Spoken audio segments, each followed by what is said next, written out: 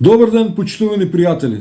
Денес сакам со вас да споделам информација за тоа како се нарачуваат ортопедски чевли, ортопедски патики, ортопедски обувки или ортопедски влошки од кај нас.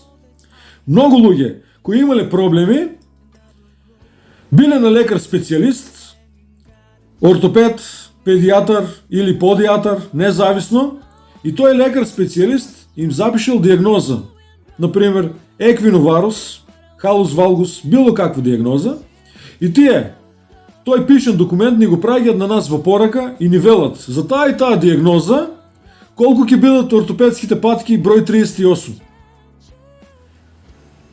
Која ќе биде цената на ортопедските патики? Цена не можеме да ви кажеме, затоа што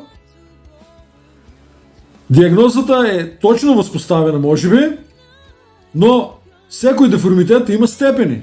Има прв степен, има втор степен, има трет степен, има четврт степен. И за да ви ја кажеме точно цената, ние мораме да ја утврдиме состојбата на вашите стапала.